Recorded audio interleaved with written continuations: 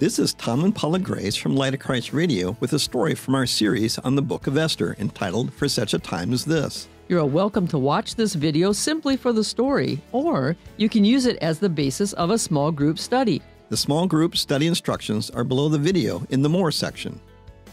Today we continue our series For Such a Time as This with the story of a reversal of fortunes from Esther 7.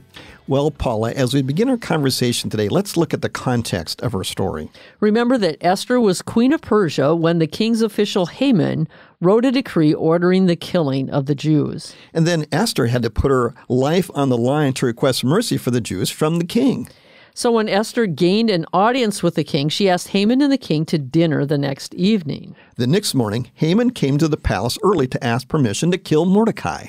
But instead, the king ordered Haman to honor Mordecai by leading him through the town and ordering the public to bow. In shame, Haman hurried home, and his wife and friends see a bad omen for his plan to kill the Jews. Which brings us to a story from the Word of God. So the king and Haman went to dinner with Queen Esther. At this second dinner, while they were drinking wine, the king asked again Queen Esther, "What would you like?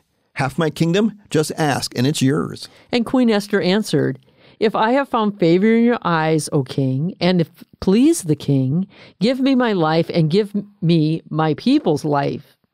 We've been sold, I and my people, to be destroyed, sold to be killed, slaughtered, and annihilated. If we had just been sold off into slavery, I wouldn't have even brought it up. Our troubles wouldn't have been worth bothering the king over." King Xerxes exploded. "Who? Where is he? This is monstrous." "An enemy, an adversary, this evil Haman," said Esther.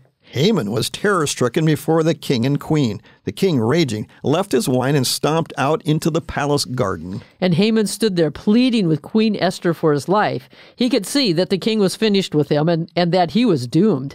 As the king came back from the palace garden into the banquet hall, Haman was groveling at the couch on which Esther reclined. The king roared out, "Will he even molest the queen while I'm just around the corner?" And as soon as the king spoke, his attendants covered Haman's face, signaling his doom. Harbona, one of the eunuchs attending the king, spoke up. "Look over there. There's the gallows that Haman had built for Mordecai, who saved the king's life. It's right next to Haman's house, 75 feet high." The king said, "Hang him on it." So Haman was hanged on the very gallows that he had built for Mordecai, and the king's hot anger cooled.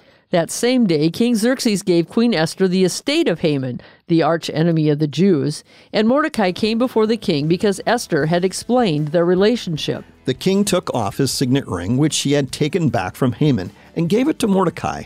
Esther appointed Mordecai over Haman's estate. And this is a story from the Word of God. If you are using this video for a small group application, after you've watched this video, try retelling the story from what you've heard. Then read the text. Discussion questions are below the video in the More section. We hope you'll discover something from this story to apply to your everyday life. May you be blessed.